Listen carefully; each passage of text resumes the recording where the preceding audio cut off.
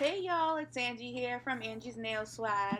So listen, one of the things that I had real trouble with when I first started was foils. I couldn't get them to stick, nothing was working for me, so I figured I'd do a video today, real quick, just a couple minutes on how to get these to work and be able to do a full foil transfer. Couple things you need: foils, of course, foil transfer glue, a swatch, which we all have a whole bunch of. This is square because it's a display one I got. Base gel, of course, so I use DND 500. Top gel, again DND. This came in a duo set for me. My favorite top coat, evens out, makes everything look perfect. And of course, black gel. You can also use regular nail polish, but today I am going to be using gel.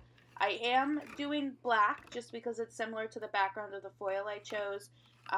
When you do foils, what you probably want to do is pick something similar, a color similar to the background, just to make sure that if it doesn't stick in an area, you know, that it's going to stick. So let's go pick out a foil. So I'm doing a voiceover right now, which you could probably tell. The foil I picked in this video, I really didn't like, so let's just keep this as an educational video and not go for the beauty of it. I will not be choosing this foil again. Although, if you do find these newspaper foils, they're super duper duper cute. All of them except for the one that I used. I should have stuck with the first one that I picked out. But then I chose that one. You may like it. Maybe it's the browns that I didn't really like. But totally love the pink, the black, white, and red. So let's get started. Everything's in front of me. I did not mention that, but you do need alcohol because it's really good the first time you use a foil to wipe the back with a lint-free pad. Alright, here we go. I have it ready to go. I just put the foil transfer gel very liberally on the swatch and put it in the UV light for 60 seconds. Important to note that after you put the foil transfer gel on, you do want to put it in the UV light or LED light for a period of time. I like to do 60 seconds.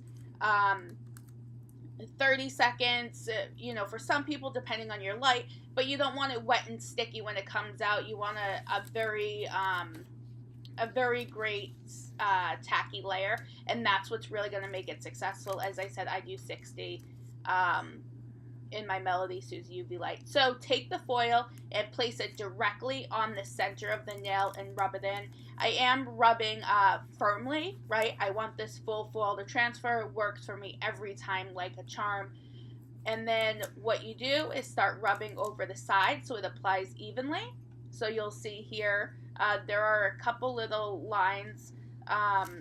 So what I do is I take my nail and I rub those lines out to make sure that there are no marks where foil did not transfer. You do want it to transfer everywhere.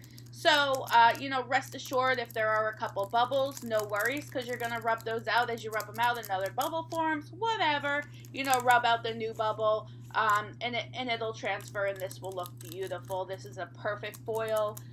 Full coverage and a great addition to every set of nails. So I rub it, and as you rub along, you'll notice that the sides start coming up, and you can see that the foil is transferring, and it's transferring very well, which we're going to see in a second.